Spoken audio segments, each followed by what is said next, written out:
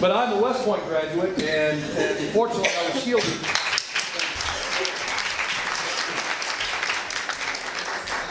I was somewhat shielded from some of the liberal, persuasive culture that's permeating across the university campuses today, and so I am a little naive about what goes on.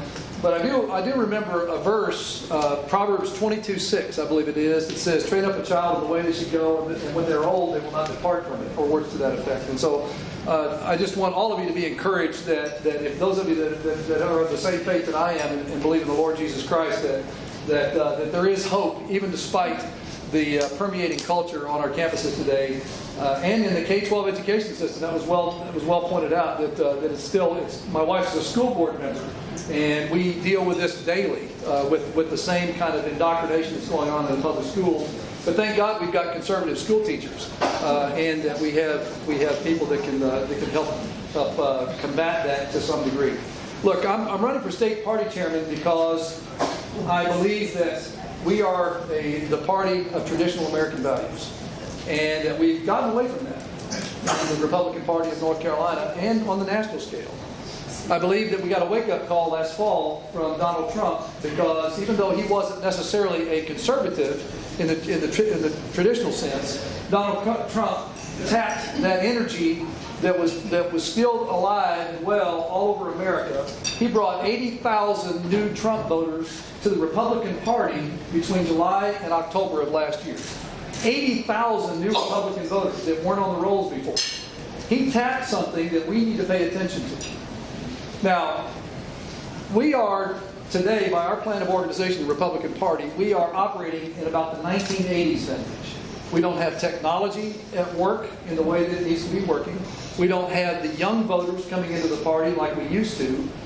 We don't have minority voters in the party. In fact, we've lost a few minority voters here in the recent past. And if we're going to grow and compete and be successful in future elections, we need new ideas and we need a new energy in the party that we don't have today. Now, we're in a beautiful country club, and I love country clubs. But I got to tell you, folks, that's not the way you run a political party. You don't run it like a country club.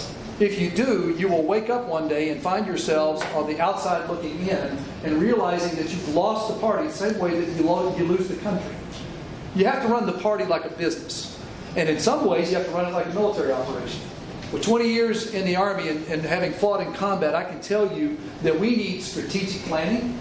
We need to have goal setting in the party for winning elections, for growing the party base, for raising funds. These ought to be goals, measurable goals, and we ought to hold people accountable for achieving those goals, just like you hold people accountable for winning in combat.